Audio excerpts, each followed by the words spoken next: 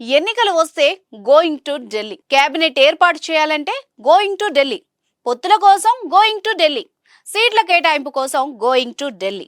గెలిస్తే ఢిల్లీ, ఓడిపోతే ఢిల్లీ. ఇక్కడ వీళ్ళు ఏం చేయాలన్నా అక్కడ ఓ మాట చెప్పాలి, అనుమతి తీసుకోవాలి.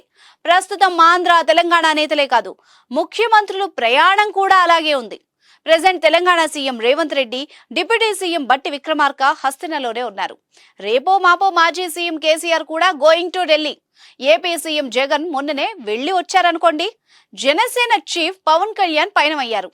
అసలు ఢిల్లీ టూర్ లో మతలబేంటో ఇప్పుడు చూద్దాం.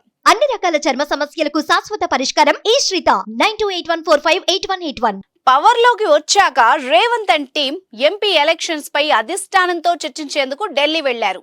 మరి మాజీ సీఎం కేసీఆర్ హస్తినకు ఎందుకు వెళ్లబోతున్నారు? అసెంబ్లీ సమావేశాలకు కూడా రాని కేసీఆర్ ఉన్నట్టుండి ఢిల్లీకి వెళ్లబోతోంది ఎందుకు అనే పాయింట్ హాట్ టాపిక్ అయింది.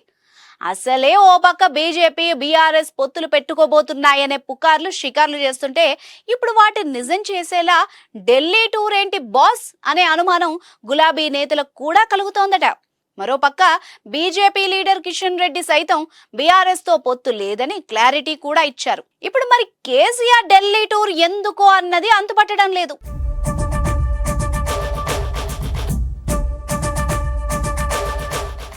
మరోపక్క బీజేపీతో పొత్తుల కోసం ఆంధ్రప్రదేశ్ నుంచి టీడీపీ చీఫ్ చంద్రబాబు వారం క్రితం హస్తినలో అమిత్ షాను కలిసి వచ్చారు.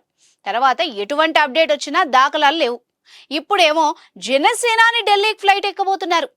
పవన్ కళ్యాణ్ పార్టీ బీజేపీతో పొత్తులో ఉన్న విషయం తెలిసిందే.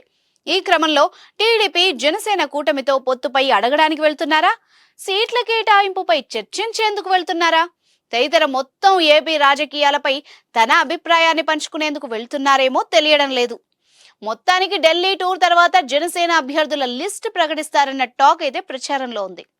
మొత్తానికి ఢిల్లీ చుట్టూ తెలుగు రాజకీయాలు చక్కర్లు కొడుతున్నాయి. మరి చూద్దాం, తెలంగాణలో ఎంపీ ఎన్నికలు, ఆంధ్రలో సార్వత్రిక ఎన్నికల నాటికి ఎటువంటి పరిణామాలు జరుగుతాయో చూడాలి.